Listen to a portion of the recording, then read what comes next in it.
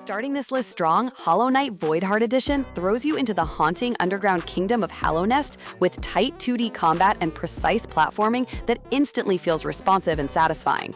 You explore a massive interconnected world full of hidden paths, optional bosses, and secrets that reward curiosity and skillful play rather than handholding. Every new area introduces tougher enemies and platforming challenges, pushing you to master your nail attacks, spells, and movement upgrades while managing scarce health and currency. The charm system lets you tweak your build, from aggressive glass cannon setups to safer exploration-focused options, so repeated attempts never feel exactly the same. Boss fights are intense pattern-learning duels where timing and positioning matter more than raw stats, and each victory feels earned.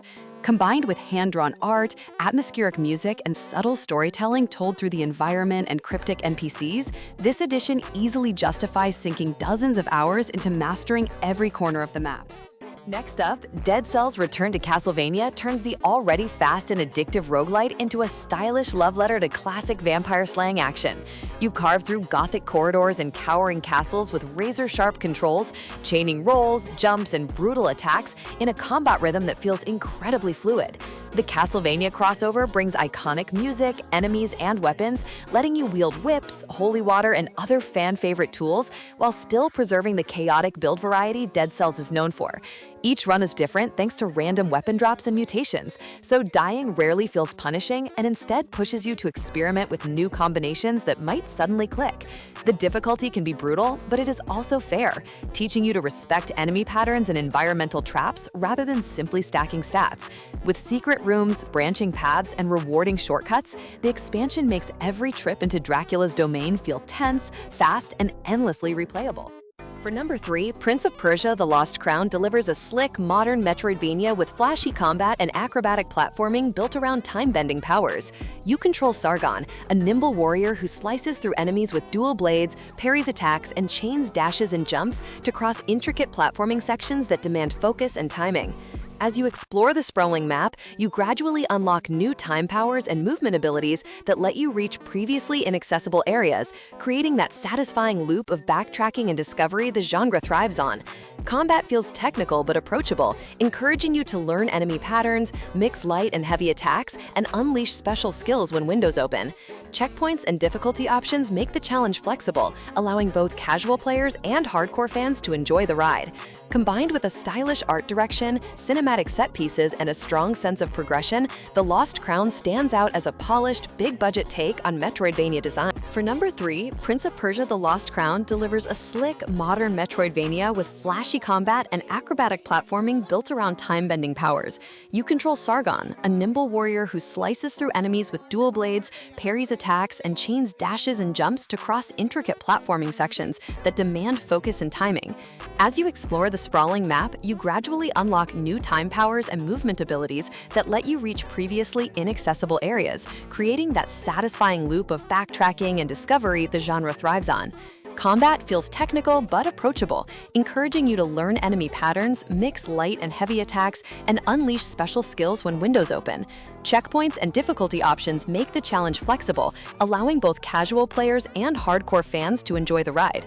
Combined with a stylish art direction, cinematic set pieces, and a strong sense of progression, The Lost Crown stands out as a polished, big-budget take on Metroidvania design. Sliding into number 4, Animal Well is a mysterious pixel art Metroidvania that leans heavily into exploration, puzzles, and atmosphere instead of direct combat. You guide a small, fragile creature through a dense underground labyrinth full of strange animals, hidden rooms, and environmental tricks that constantly make you question what is safe. The game gives you quirky tools rather than traditional weapons, and each new item changes how you interact with the world, revealing unexpected uses the deeper you go. There is almost no hand-holding, so progress comes from paying attention to visual clues, sound design, and subtle changes in the environment. Secrets are layered on top of secrets, making backtracking feel rewarding as you realize old areas hide much more than you first thought. The result is a slow burn experience that feels clever, unsettling, and deeply satisfying when a puzzle finally clicks. At number 5, Blasphemous 2 takes brutal combat and twisted religious imagery and refines it into a smoother, more flexible Metroidvania. You play as the Penitent One again, but this time you get multiple main weapons, each with its own moveset, speed, and traversal abilities, encouraging you to switch styles to handle different enemies and platforming challenges. The world is a network of grotesque cathedrals, ruined cities, and nightmarish landscapes packed with secrets, shortcuts, and optional bosses that demand sharp reflexes and pattern recognition. New abilities not only expand your combat options, but also open fresh paths, adding that satisfying loop of revisiting earlier zones to uncover hidden routes and upgrades. Enemies hit hard, so learning to dodge, parry, and manage resources is crucial, yet the responsive controls and generous checkpoints keep frustration in check. Combined with rich pixel art, grim lore, and a haunting soundtrack, Blasphemous 2 feels like a confident evolution of the original that fully embraces its Metroidvania identity. For number 6, Bloodstained Ritual of the Night delivers a classic-style Metroidvania focused on deep progression and flexible builds. You control Miriam as she explores a sprawling, demon-infested castle filled with branching paths, secret rooms, and gear to collect, clearly inspired by the best era of Castlevania without feeling like a simple copy. The core hook is the shard system, which lets you absorb enemy abilities and equip them as offensive spells, support skills, or passive buffs, turning every new monster into a potential upgrade. Combat feels weighty and satisfying, with different weapon types changing your attack animations and range, so you can tailor your playstyle around quick daggers, heavy greatswords, or even whips and guns. As you gain movement abilities like double jumps and special dashes, earlier areas open up with new secrets, encouraging constant backtracking and experimentation.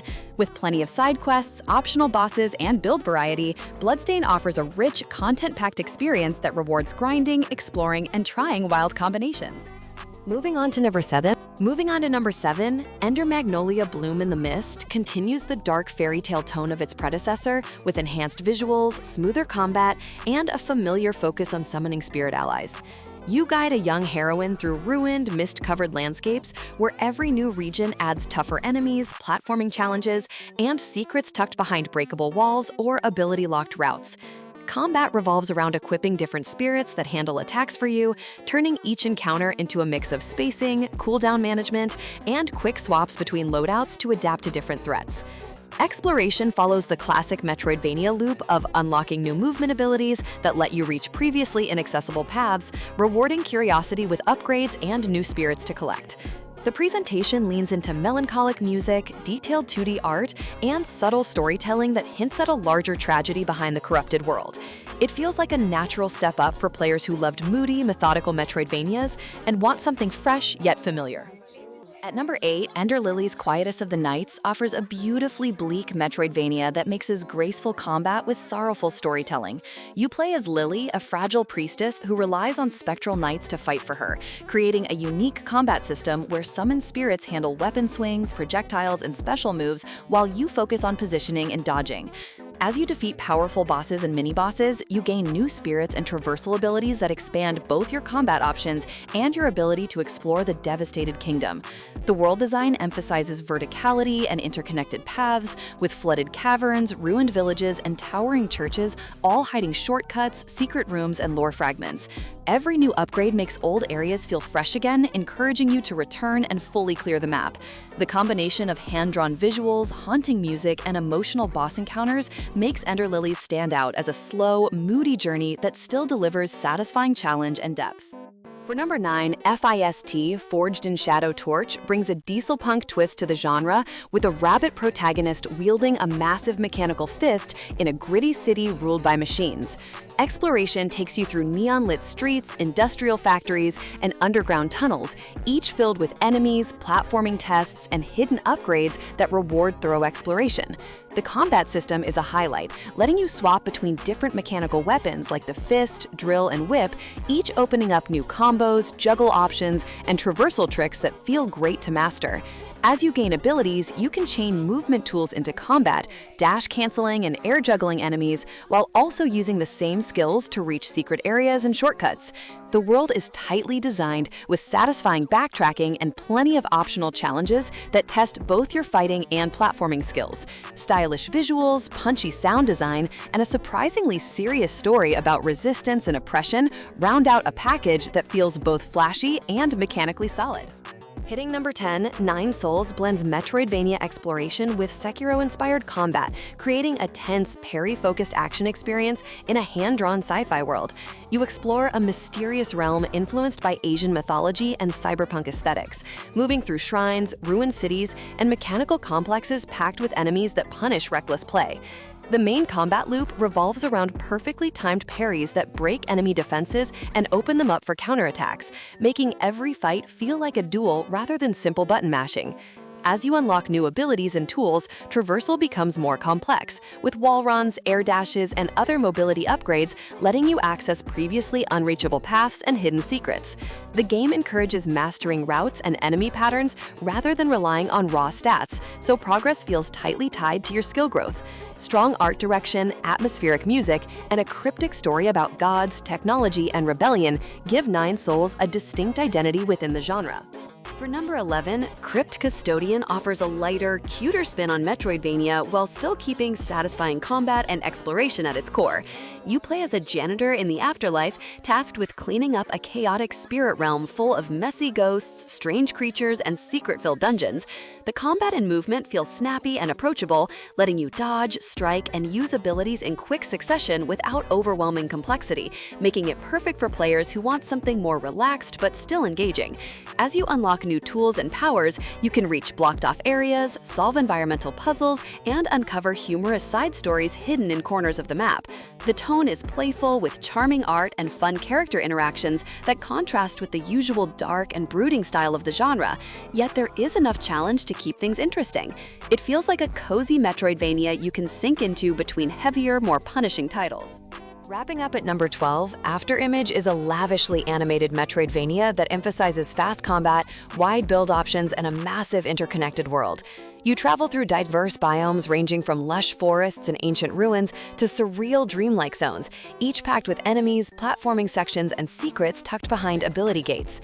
Combat is quick and combo-heavy, letting you mix melee weapons, magic, and dodges while tuning your build through skill trees and gear that support aggressive, defensive, or hybrid playstyles.